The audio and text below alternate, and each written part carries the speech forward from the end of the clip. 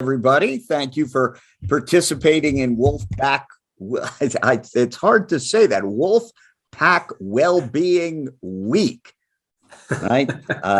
So anyway, this is our last session of the day and the first day of a week of great programs like this. And this one, getting and staying financially fit, is certainly something that everyone can relate to, and I'm looking forward to the information as well. Our presenter is Dennis Dachtler. Dennis has over 30 years of extensive experience in wealth management and retirement income and distribution planning. He is a registered investment advisor. Dennis is a member of the Society for Financial Awareness.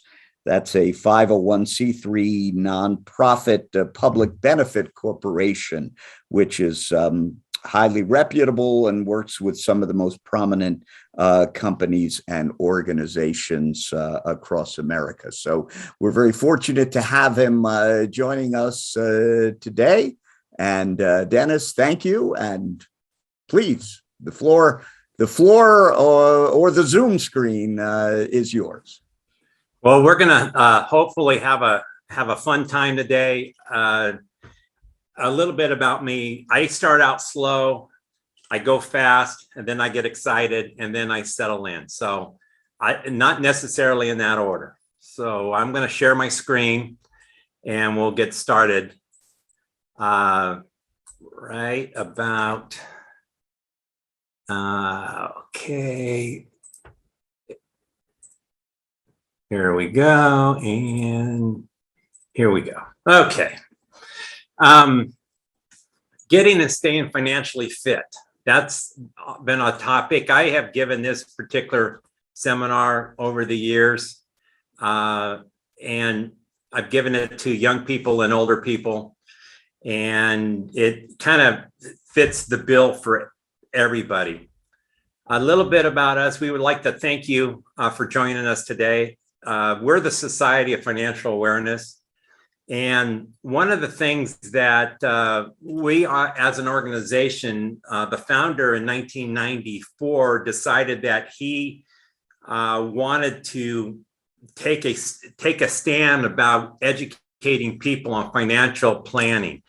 And he wasn't able to really do it because he represented, different products and services and things like that. So he wanted to start a foundation that he could actually do this without, so we can try to be unbiased. We all have our biases, and we all, the stock of the day thing and all that stuff. But we're gonna keep this pretty generic, and then we can answer specific questions at the end. I'm part of the Society of Financial Awareness. I'm in the greater Sacramento chapter. That doesn't mean I can't do this around the country, but I live in Folsom, California, and we have been here for quite a few years. SOFA, or the Society for Financial Awareness, is a nonprofit educational speaking bureau.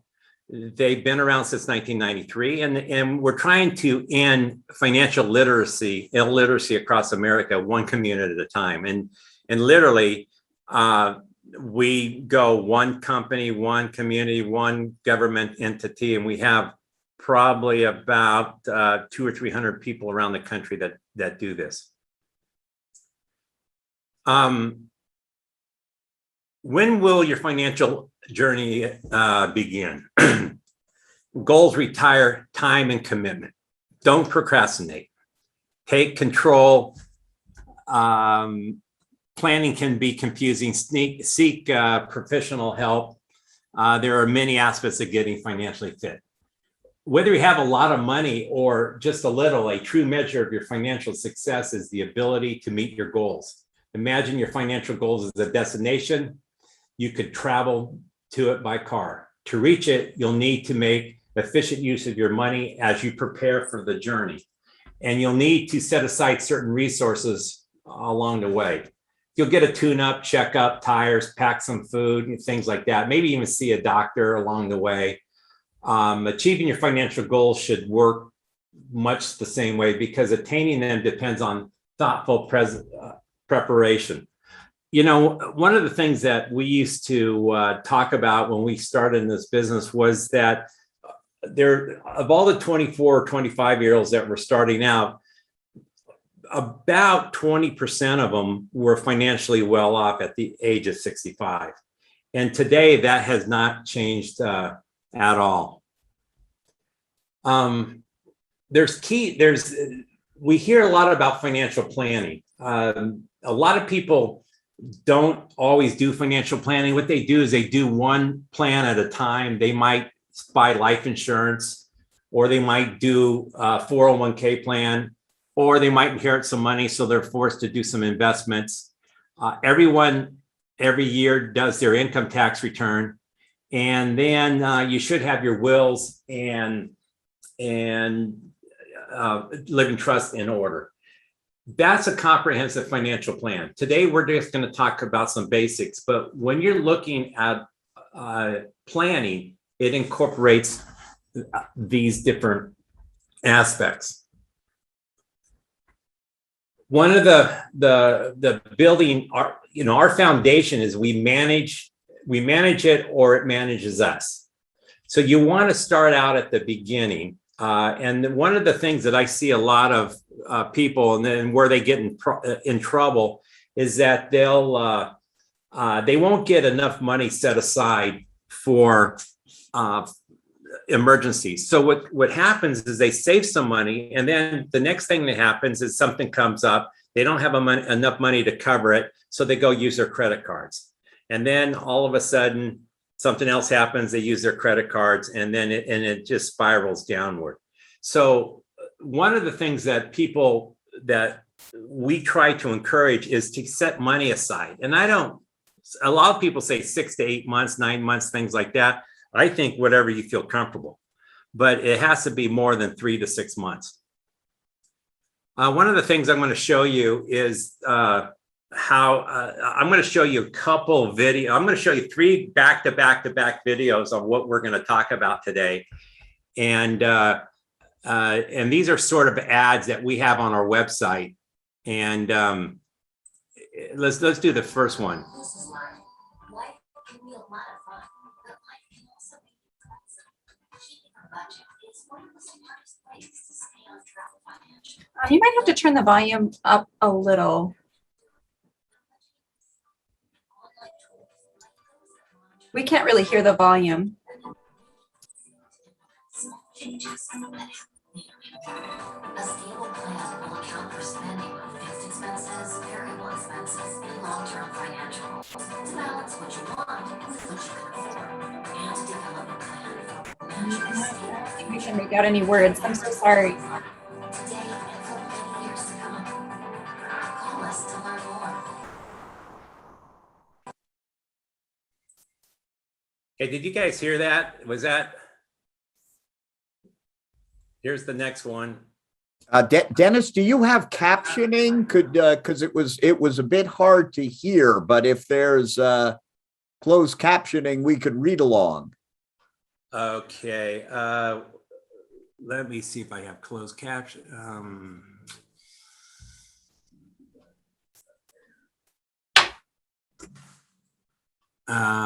No, I don't. Was that too loud?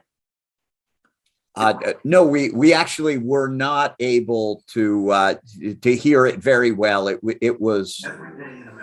How about that? No, not really. It's very low.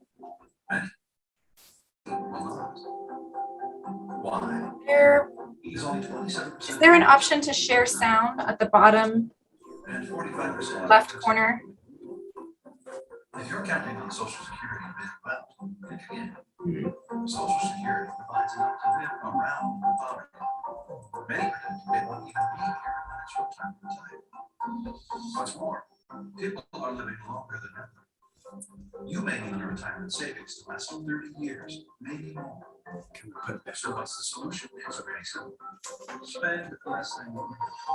Set a monthly budget, then pay yourself the first 15% and direct deposit it into your 401k, IRA, or retirement account. Then use the web to monitor your accounts and track your progress. If you do nothing else than pay yourself the first 15% of every paycheck, you'll have a far better chance to live out your golden years in financial comfort. The best time to start saving for your future is right now. I'm sorry about that. One of the things that you hear these messages that are going on, and they talk about different aspects about financial planning. They never really talk about the total planning process. And one of the things that we want to point out is that we really want to go to basics, and we want to help people start out with their plan, even though they haven't started it. So one of the things that you want to do is create your spending plan. Examine your income and expenses will go a long ways in helping you establish that emergency fund I mentioned earlier. I don't know about you, but I believe in Murphy's Law. Whatever can go wrong will go wrong. Therefore, I have to prepare for the unexpected. Now, here's kind of one of the things that I find people doing is that they create this budget, but the budget is really the way they're currently living now. So they create this budget, and then there's the problem is that we have not enough income to cover it. So I always think that you create two budgets. One budget is even three budgets, but one budget is what you're currently doing now. But then the second budget is as what can you cut out on an ongoing basis to, save money first and then cut some debt out over time to get financial well off or financially well set. One of the things that we find as we go along and why people don't get involved with this is that some people are extremely secure. Maybe they have a trust fund or something, so they really don't maybe need to do some of this stuff. One that I see a lot of is I'm too busy. Dennis, I can't see you. I'm too busy. Okay, great. When can I see you? Well, how about 6 months from now? Finances are too confusing. So some people that we meet, they're really kind of worried that they might not know this stuff well enough. And the last one is lack sufficient knowledge about money and investing. So a lot of people don't want to go engage a financial planner because they feel like they do not have the money to do it. And my point is that there's a lot of financial planners out there that will help. Even on a pro bono basis, they'll help you and they'll answer your questions. They'll get you started on doing your plan. To take care of your debt and build a foundation of wealth creation, you have to take control of your immediate financial situation. This starts with a budget. However, I want to dig a little deeper into some ideas for increasing your cash flow. One of the easiest ways to give yourself a raise is to look at your tax refund. If you're getting a few $1,000s back every year, you're giving the government a zero interest loan. That money could be going to much better use in your financial plan. For example, that could be going into your current emergency fund. A lot of people, what they do is that they over withhold, and I've seen people up to $16,000, $17,000 over withholding, and then they get this refund back. And when they get the refund back, they go, well, we got a refund. So the next thing they do is they go spend the refund, or they go on a trip. That's my trip money. And they are not putting a sufficient amount of money into savings. So one of the big parts of this is that where we really find the money is in the tax return. So one of the things about making money, I'm going to go through a little thing that I did some time ago. And this happened a long, long time ago when I first got my job. My grandfather sat me down. And one of the things that it was hard to hear, but you might have heard it on one of the videos, is that you want to try to save. If you save up to 15% of your salary on an ongoing basis, you'll never have a problem. And that's pretty true. But for a lot of people, what happens is that they save and they or that they get their salary, and the first thing they do is, of course, the IRS grabs the money right off the bat. So the IRS is not stupid. They get your money up front, and then you got your house, and then you go and pay your house payment, and then you got to pay some of your debt off, your credit card or something, and it goes there. And then you go, got a car payment, got to take care of your car. So we take care of the car payment. We go buy our groceries, and this is not necessarily in order. This is probably maybe my order a long time ago, but this is not everybody's order. You might go buy groceries first, or maybe go buy a cocktail or something. Then we go and we have this money left over. So we're going to save this month. We are going to do it. It's this month we're going to do it. Just like when I lose weight, it's this month I'm going to start. And I've exercised really, really hard. And then this comes up. Well, we'll catch it next month. So boom. So that's kind of how we do it in the United States. And then we're going to start the month over. We're going to get our paychecks again. And then we're going to go and do the same thing. And the next thing that happens is that life gets past us. So one of the ways that we think is a better way of going is to pay yourself first. So the announcer in there was talking about pay yourself first. Well, how do you do that? Well, the first thing you do is that you want to get your money, and then you want to bypass the IRS and put money into your 401k plan. Then you pay the IRS. So the first thing you do, you put money in your 403B, 457. If you have a 401k or 401A, there'll be matching to those. You also have a pension plan, maybe. Some of the older people have pension plans. And then you have what they call a health savings account at the bottom. All of that is pre-tax. All of that comes off your salary before your salary is taxed. So if I make $50,000 and I put $10,000 away into these funds, the IRS is not going to tax me on 50 anymore. They're going to tax me on 40. So we just paid ourselves first before the IRS. Then we pay some other things like Roth IRA, savings, CDs, mutual funds, life insurance. So most payroll reduction, most payrolls have this stuff built in to their payroll plans, especially saving at the credit union. So if nothing else, you save at the credit union. That's where your emergency money goes. And you don't have to get all your emergency money in there in one day. You can do it over a period of time, but you've got to do this on a monthly basis. Dennis? Yes. I just wanted to, I'm Tim McFarling, AVP of HR here. But I just wanted, for your information, just wanted to let you know that our employees, full-time regular employees, are having 15.5% of their wage directed into a state pension plan, whereas the other, our faculty are having it going into a 401A. So we're Perfect. Pretty much hitting right on what your advice on the 15% there is. What my question would be on the post-tax savings then as well, how much is enough to be putting in there? What would you recommend amounts that people try to target for that? Everybody is different. So literally people have different,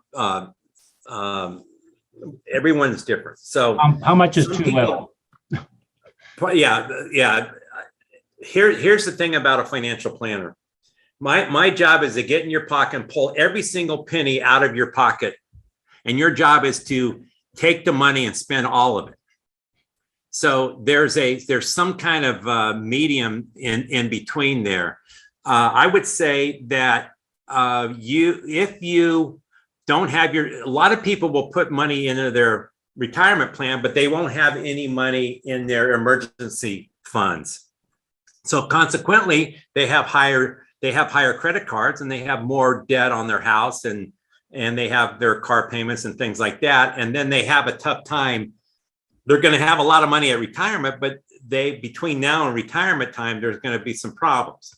So one of the things I would say is that if someone, so the state of Nevada is putting this money aside, the individuals are not, or they're pulling them.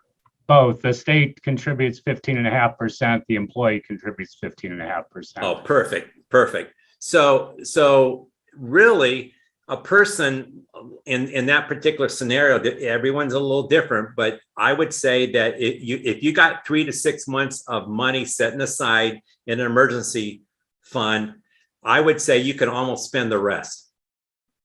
If you had your 6 months of salary sitting aside in the savings account, anything that you make, you could spend it all because you've got quite a bit of money going into savings for the future. You have to be north of 10% a year. So I think that's the answer. And then anything past that is anything that's over here in this post savings thing is really assets that you're going to use to fight inflation in retirement or something. But everyone's different about that. And it's amazing how some of my best clients are school teachers. They retire, they have their pension plan, and they never touch their 403B plans. A lot of government employees, they're the same sort of way. They thought they weren't going to have any money when they retired, and then they retire and they have quite a bit of retirement money, and consequently that those 401ks turn into IRAs.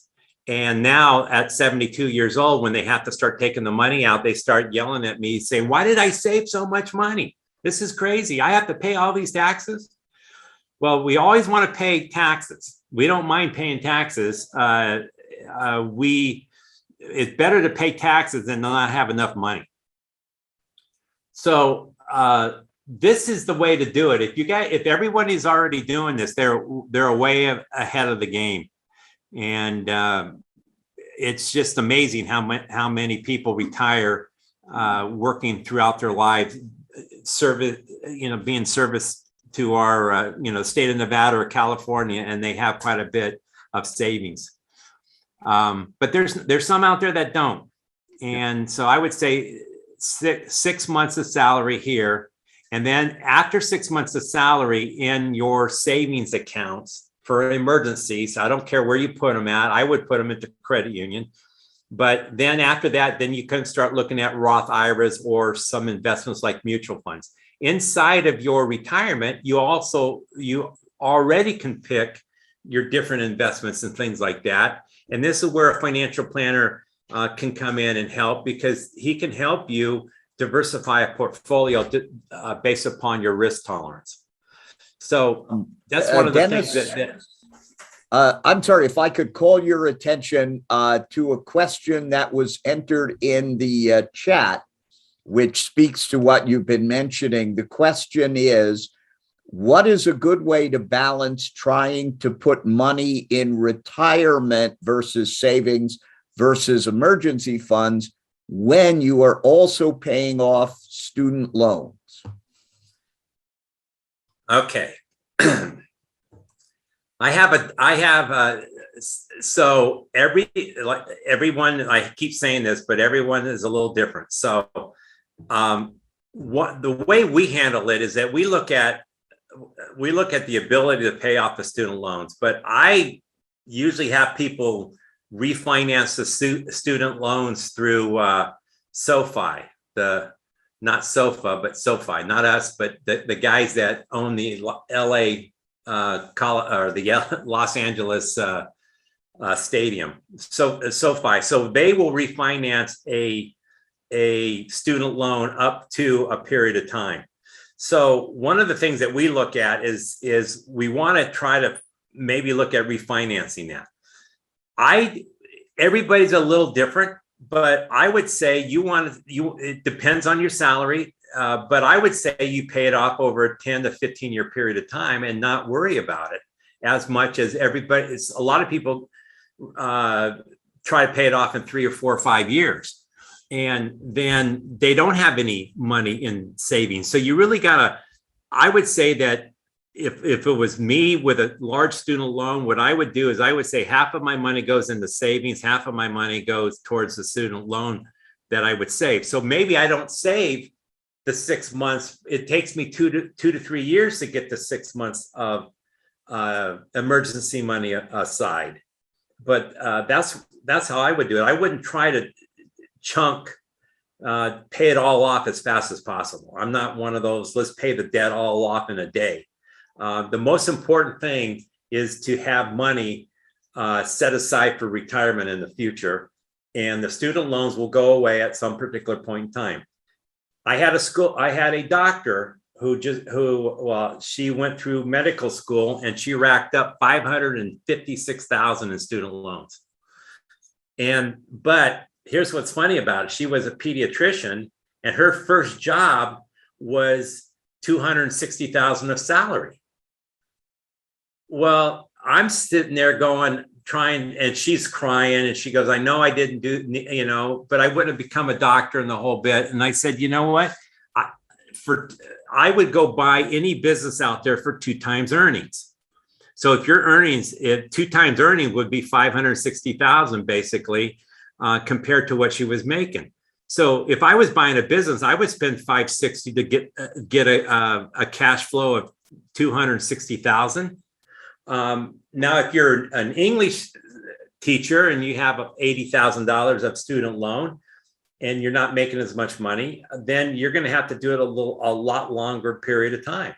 So but it'll get paid off. Did I answer that question, or did I just go around it 5 times? Oh, that sounds good, Dennis. Thank you. And we'll again encourage anyone, or if the questioner wants to follow up, or anyone else weigh in, and I'll kind of keep track of the chat. And Dennis, you can go through your presentation. Well, here's the thing. I'm better at doing what if scenarios and answering the questions as I am doing making the presentation. So any questions you have, just shoot.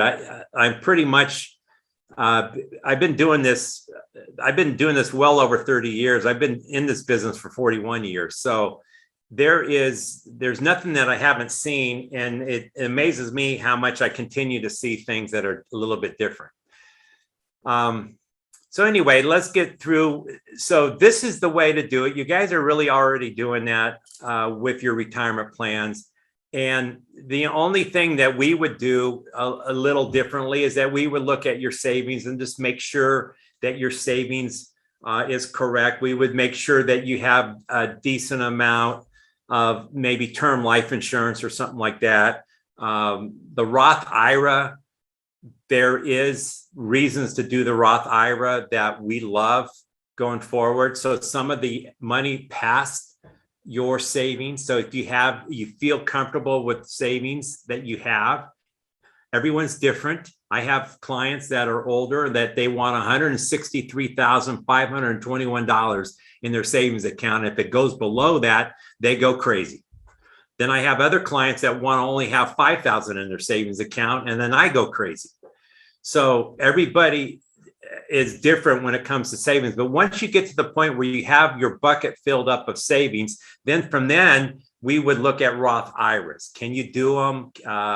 Do you make too much money? We look at mutual funds, but when we're doing mutual funds, we're looking at tax efficient mutual funds or tax efficient strategies to keep your taxes low.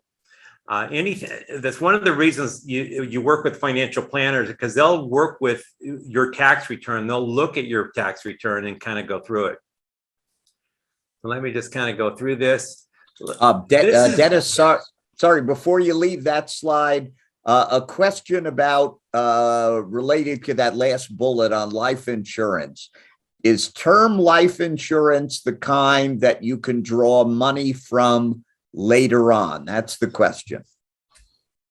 No, term insurance is going to cover you for a period of time. So let's say that I'm 35 years old. I can go buy a 40-year term insurance policy. Then I know it's going to go from 35 to 75. Then after that, the theory is I'm going to have enough retirement savings and enough other savings to cover anything that would happen to me if I died. So we're proponents of term life insurance, especially early on when you're trying to get a savings account put aside. Sometimes you buy the other type of life insurance, which is permanent, and that has more of a savings feature. And so let's say that you've done your Roth IRA is like the old life insurance policies, like the old, you oversaved in a life insurance policy because you could pull out tax-free money.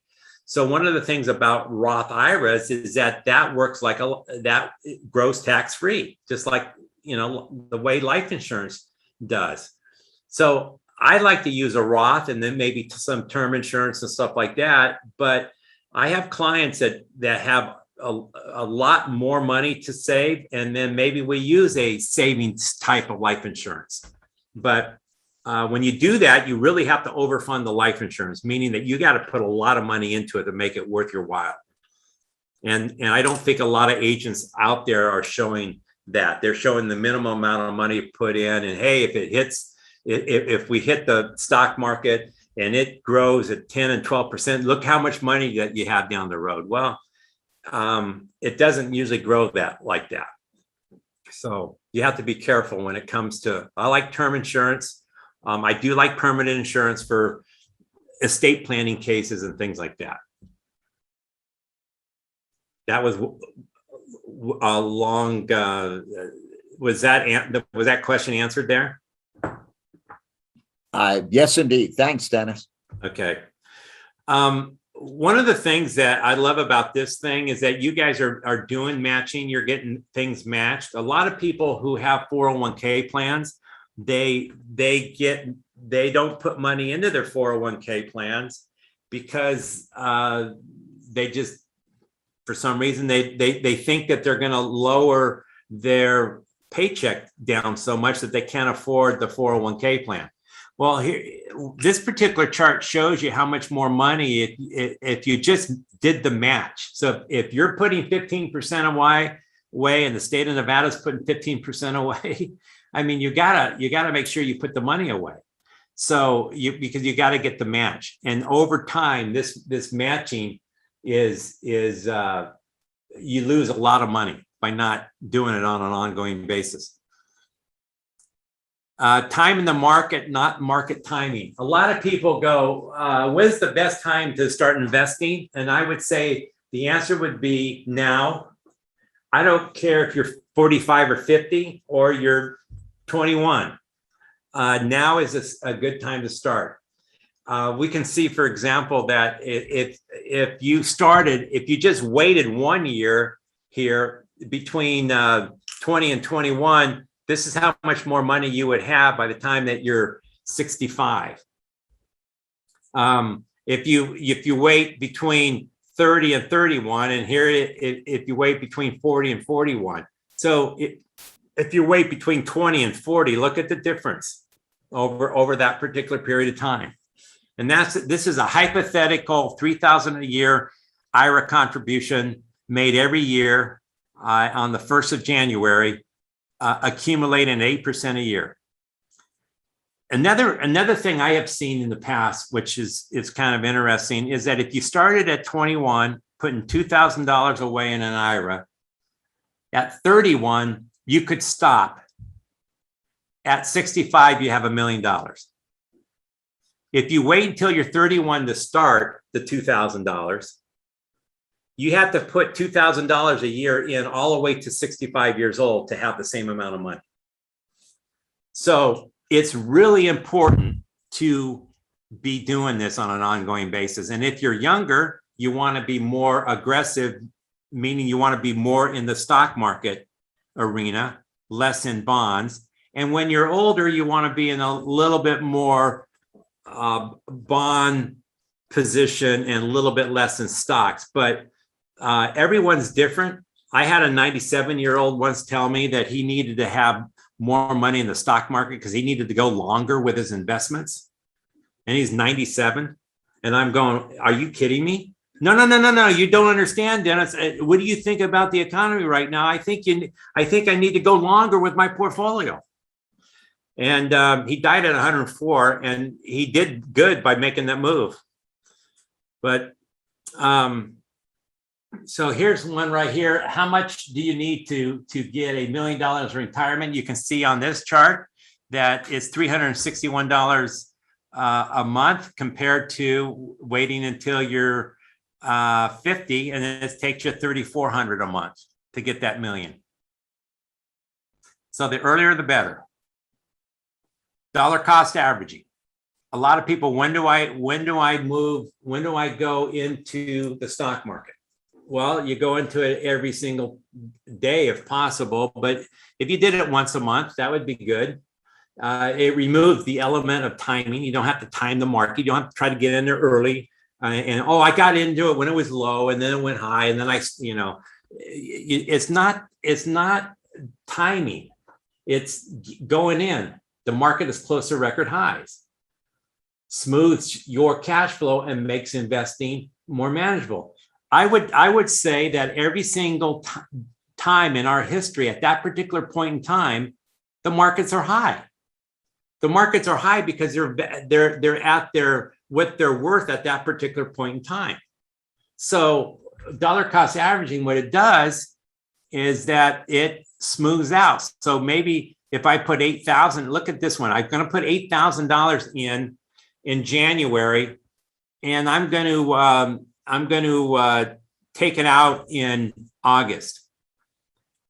If I put the $8,000 in there, I'm going to have zero rate of return if I put it in there at the wrong time. Now, I could have put it in there at the right time and made, some money, but we recommend, especially people that have a lot of money, we recommend that you don't put it in on the same day. We think that you put it in over time, especially within the environment today, the economy today. I wouldn't put all my money into the market today. I would spread it out over a year or two. Now, this particular scenario, you put $8,000 beginning of the year. Towards the summertime, it is zero rate of return. Now, if I put $1,000 a month over 8 months in this particular scenario, I would have a 4% rate of return because it starts out here at $10 a share. I buy some at 14. I buy some stock at 9. I buy some at 13. I buy some at 8. I buy some at 8.5, 7.5, and then I'm back to 10. That's a 4.07% rate of return. So when you're preparing for retirement, like you guys are doing with the money that are being set aside for you on an ongoing basis, what's cool about it is that you're going into the market every single month or every single 2 weeks or every single week or however you're getting paid. Money goes in and then it gets matched, and then money goes in, it gets matched, and you don't care really about how the markets do. So I usually think that people should be set up their 401k plan, and it's usually cheap. You don't need a lot of management. You just need to keep doing it. And you will get a pretty good rate of return. Here's what happens. Here's what I see. Here's what drives me absolutely insane. You get a bunch of people around the water cooler, and they start talking. And one guy says, yeah, I'm putting my money in and I'm taking it out. Every month it goes in, but then I'm going to pull it out when I get scared. Then I'm going to put it back in. Then I'm going to pull it back out. And then the other two people go, gosh, that's a good idea. I'm going to try to do. Can you tell me when to do that? Well, the problem is that these guys don't even know they don't know enough about timing the market. You don't time them. You can't time the market. Warren Buffett once said that he timed the market. He had a streak going. He timed the market one time in a row. One of the greatest streaks of all time, according to Warren Buffett, was he timed the market one time in a row. So my point is that you have to keep going with it. When the market goes down 25%, you just keep buying. When the market's down 25%, you're buying things on sale.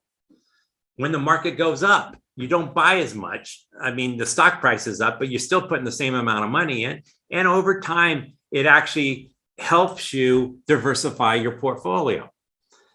Here's one other stat I'm going to share. The average, in 1992, Vanguard came out with the S&P 500 index fund. First time they invented the index fund. So they started out with the index fund. So over the past 30, 40 years, Vanguard has made 10% rate of return on the S&P 500 fund. If you left it alone, you make 10%. The average person investing in the S&P 500 fund with Vanguard made 6.1% rate of return. They did not make the 10% rate of return. Now, some people did, but on the average person made 6.1% in a fund that performed at 10% a year. The reasoning is people get in and out. They get scared, they jump out. The problem with jumping out, you don't know when you're going to jump back in. It's hard to get back into the market. Oh, okay, I just got out and now it went way up. Now what do I do? And then you sit on the sideline with your cash. So please, if you do nothing else, stay the course. If you feel like you're too aggressive, that's where you need to get a financial planner that would sit down with you and kind of go over your risk tolerance. And then maybe you're a little bit aggressive, so you need to maybe dial it back a little bit. Maybe you're getting closer to retirement, maybe you dial it back a little bit, meaning that I'm going to be a little bit safer. But my job is to never let you get out of the market. My job is to make sure that you stay the course. And we do that. I mean, I talk like a used car salesman every once in a while when the market is down. But you have to, until Starbucks, Walmart, and Costco go out on the same weekend, go out of business on the same weekend, we're still going to have a good economy going forward for a long period of time, in spite of inflation. You and you alone are responsible for the financial choices you make, which always determines your physical fitness. So in the end, it's all up to you. And becoming financially fit is, it's a group effort. It's very, very hard to do. Every day we see a new car that looks really nice. We see something that we want to buy. We think that we need the fifth wheel that has the $250,000 fifth wheel, and the whatever that we feel that we need, and we go out and spend it and buy it and all that stuff. But at the end of the day, it's each one of us doing our part with our own financial fitness.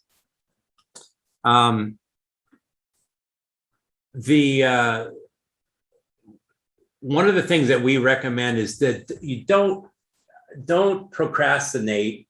I know that we went through this COVID thing over the last 2.5 years or so, and a lot of people, what was happening is that they weren't going into the hospitals because they couldn't for various reasons, and they weren't getting their checkups. And some of them have paid that particular price because now we're finding that people maybe are starting with cancer. They take Codicata or something like that. Well, financial fitness is sort of the same thing. You get an evaluation from a financial planner. They're out there. They're usually certified financial planners out there. There's registered investment advisor. You want to get a person that's a fiduciary. And a fiduciary means that they have your best interest first. So when they work for you, they work for you. One of the funny things about me is that I got into this business because I wanted to be my own boss, except that now I have 380 people that I work for. So I have 380 bosses, and I work for them. I do what they want me to do. I advise them. I help them. I do whatever they want to do. But if you can find that particular person, they're worth their weight in gold, and you should try to engage one. One of the things that we'll do, I don't know how exactly how to do it, but if you want, we have our email. If you want some information, welcome to. If you have a question, we'll answer the questions. There's no cost to you to do that. We'll help you. We'll help you any way we can, and you're welcome to get in touch with us. We have an evaluation that SOFA likes us to have you do, and somehow we have it in we're going to put it in a chat room or share it in the chat room, and I'm going to have to get somebody in here to do it. I just put it up there for you, Dennis. It's in the chat. Oh, okay, great. And Dennis, I also wanted to mention that TIAA is our 401A provider. Oh, great. That we have a lot of buying power, just so I don't think all our employees realize this. We have $2 billion of assets, employees' money throughout NSHE with TIA. So we get excellent rates from them. Their fees are probably some of the lowest you could possibly obtain. And that 403B instrument is great if you want to put some additional money aside for retirement. You won't get a better rate no matter who you go to. So no, Tia Craft is unbelievable. There's two parts to where it gets sort of complicated is when you get closer to retirement, and that's where the retirement planners. I mean, retirement planning is different than asset accumulation. It's easy for us to help you accumulate money. It's the hard part is how you take the money when you retire. For example, you do not always want to take it out of the stock market when the stock market is 20% down. So that's where to be honest with you, I think that's where financial planners are worth their weight in salt is how do you take the money out? Well, the thing I like about Tia and Kraft is that Tia has an annuity built into their product. Does yours have an annuity built into the program? So one of the things I like about Tia is that thing is so inexpensive, you can't compete. So usually when I work with people that have Tia Kraft as their retirement, we could probably help you diversify the Kraft side, but the Tia part is really, really good. And there's one-time election that you got to be aware of to put into the annuity part, but that annuity is a pretty good annuity. So I would encourage you still to reach out to the the people that work for Kraft or Tia Kraft, but a financial planner knows all that stuff also. It's a good program. How did you guys get, Tim? When did you get line up with Tia Kraft? Is that like been the last 10 years? No, we've been with we had multiple vendors for a while. Yeah. And then we went exclusively with them about 10 years ago. But prior to that, most of our employees were with them, and we had Fidelity for a while and a few others, Valley, but we have a committee that monitors their performance here. Yeah. And eventually we just went to them as the administrator. Yeah, let me I just want to give you an idea that Tim was brought up. One of the things that you can do is that you can do a 403B plan along with everything else. And so every once in a while, I'll get a client who has a spouse working and they're making a lot of money and they're going, we just don't have any tax deductions. We don't have any tax deductions. Well, one of the things that you can do is you can go ahead and open up a 403B plan also along with the other. And now all of a sudden you can put up to almost $53,000 away instead of the regular $26,000. It depends on how much. It depends on everybody's little situation, but you can actually put, using the 403B plan, additional money set aside. And I have done it to the point where we've had $53,000 total going into a retirement. And you usually do that maybe the last 2 or 3 years, or you do it when you think you might have a high salary one year because you did some extra things. And so be aware of that 403B plan. It's kind of nice to have. And let me see, I think here's our evaluation form. So if you can fill that out, that'd be great. If you have any questions, we'll respond back to you with an email and answer your questions. And then if you want to ask them personally, you can call our 800 number at that particular point in time. We'll include that in the information. Thank you so much for your time. I'm here for a while if you want to have some more questions or anything like that. One of the things that we didn't really touch on is some of the estate planning part. Nevada is a great place to be for estate planning. So there's some great estate planners. There's Peak Trust in Reno. That is a really, really good place. We've got attorneys up there that we do use, but you should be aware that using living trust and getting your power of attorney in place for asset management and your healthcare powers in case something happens to you. Those are some things that a lot of people miss those. So that would be something that you should be looking into. Yeah. Dennis, I had a question about the living trust. So if you have one of those, if you do get one established and everything, whose responsibility? So something that happens to the person that's in the trust, does that go back to whoever drafted that to help administer, how does the family trust work when there's actually death for both people in the trust? So what you do in a trust. So the one thing that I want to mention is that the one thing that a trust is like a toy box. So a toy box is a thing that you build, and then what you do is that you then put all your assets in the toy box, and then you own the toy box. So the thing about a toy box is the toy box never dies. The people die, but the toy box doesn't die. So what happens is that when you're drafting your document, you're saying, okay, my husband is my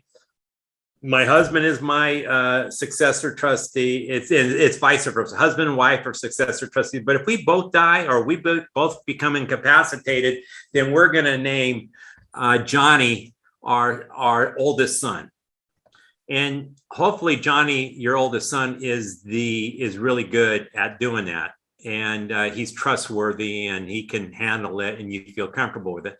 And in about 80% of the time, it works out. You would name your first child or your second child and then another child, and then maybe an aunt or an uncle or something, or a cousin or whatever. But let's say you have nobody. I have a client that literally has lost, she's lost 3 children and her husband, and it's just her. And she has a grandson who she doesn't think is going to outlive her. So that in that particular case, you would name a company like Peak Trust, somebody that is a trustee, and they have a fiduciary responsibility to do whatever it says in the trust to take care of that particular person. And the laws are pretty strict about not messing or, doing the right thing. For what would you do in that particular situation if that was you? But you would name a successor trustee to answer your question, Tim. Okay, thank you. And then you would name a second successor. I have a question, Dennis. Spencer Lewis here. I'm just kind of curious what your take on robo-advisors are, like Wealthfront or Betterment, and kind of where you would see those fitting into someone's portfolio as opposed to like a traditional advisor. I would say your robo-advisors would be where you would use them as you're accumulating money. So let's say that I start putting money into the Star Fund at Vanguard, for example, and I just put it in. It's a fund of funds, and it's diversified all over the place. And I get going, and I'm putting it in and putting it in and putting it in, and all of a sudden, that thing is $150,000 to $200,000. At that particular point in time, I might go to a robo advisor to get some help with it. and you could get questions answered from that particular person. The other way I would use a robo advisor is that if you're young and you don't really need a lot of the full service planning, and you just want to kind of diversify your portfolio and you want some other ideas. So maybe you take part of your portfolio and you put it with the robo advisor and let them just run with it, because they're a lot less expensive. When it gets to retirement time, there is no, I mean, I wish all people that I work with would go and work with the person, and I don't mean any disrespect about what I'm about to say, but I would want everybody to go talk to the Charles Schwab guy first before they talk to me, because that Charles Schwab guy got out of college at 26 and 27. He's 26, 27 years old, and he hasn't been through 3 or 4 financial crises and things like that. And so when you get closer to retirement time, that's when you really want to get somebody that is, or you're within 10 years, you really want somebody that knows how to do this. Because there's a little bit more, it's a little trickier when you start pulling money out of things. You can't do asset allocate. So dollar cost averaging, when you're putting money into the market, it's great. It levels everything out. You know, you're not hurting yourself. You're just putting your money in. The problem is dollar cost average is your arch enemy when you retire. When you pull money out pro rata, meaning that if I was going to take $1,000 a month out of my account and I'm going to have 10 investments, they take 10% of each part of that $1,000 is from a different investment. Now, if one of the investments is down 30%, I just liquidated that 10% of that money came from the one that's down 20. So you have to manage around income at the point that you retire.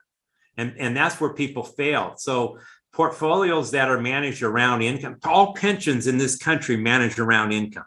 They all know how much money is going out to the beneficiaries, their retirees. They also know how much money is coming in from the additional government deposits or the corporate deposits. They all know how much money that they're making, but they manage it around how much they have to pay out. And they usually keep a modicum of cash where the cash goes out, but nothing comes out of the stock market. So that's where a financial planner will help a ton, is mostly that. A robo-advisor cannot do that for you. So yeah, I would have robo-advisors if I was in my 20s and 30s all day long. Dennis, there's a question in the chat. Do you have any recommendations on long-term health care insurance? Boy, I wasn't really supposed to talk about a product or a service, but I don't have any specific companies. One of the things that I find fascinating to me is that the people that sell long-term care insurance, and they come out and they scare the people about how much it costs to be in a nursing care facility. And they go, hey, you need to buy this. You need to buy this. And it's for $200 a day, it's going to be $3,000 a year. If you do it early, then you aren't going to have to pay as much late. The problem with long-term care, health and care insurance is that insurance policy works like health insurance. It can actually go up in price. So one of the things I think that people fail to do is that they fail to take into consideration the assets that the client already has. So if you have $3, $4, $5 million, I would say you don't need long-term care insurance. You have enough dividends and interest and money coming from your pension plan to cover you and your wife going into a nursing care facility. Now, if you have something less than maybe 2 million or $1.5 million of assets in your retirement, or $1 million, maybe you want to look at long-term care insurance, but maybe you might want to look at something that's a kind of a hybrid that's out there. They have what they call they use the life insurance chassis, and you buy life insurance to fund your long-term care by the death benefit going to you if you go into a nursing care facility. So there's a company out there called, there's several companies, but there's a Midwest company, highly rated. They'll sell you a $500,000 life insurance policy. And if you go into a nursing care facility, they will pay out $300,000 to you. Well, $300,000 goes a long ways to cover a nursing care facility along with your current assets. So there are different ways of doing this. And I don't know if, I think what happens is that you got to plan, you got to sit down and go and consider the assets that you got and how much those assets can actually contribute to your stay in a nursing care facility. So for some people, I don't think they need it. And for quite a few people, I think that they need it. Some of them need it. And then some of the people don't have enough assets to really go get it anyway. So you do different things with that. You maybe get an elder care law attorney that will help protect the estate and things like that. So when we look at it, we look at it as a more or less as a holistic, kind of like buying car insurance. I have a $2,000 deductible on my car for in case my wife backs up into something. Well, she backed up into something the other day. I didn't like paying the extra $2,000, but all those years that I saved premium because I was able to pay a higher deductible. Well, I have that savings. I can go get the savings and go pay the claim with the deductible. So that's how long-term care is not looked at. You want to look at how much do I need?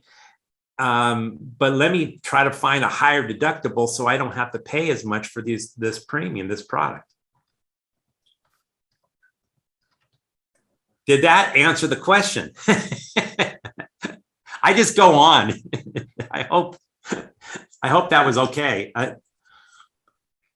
Yes, the questioner says in the chat, super helpful. Thank you. Oh, you're welcome. You're welcome. Well, I thank you very much. Is there any other questions?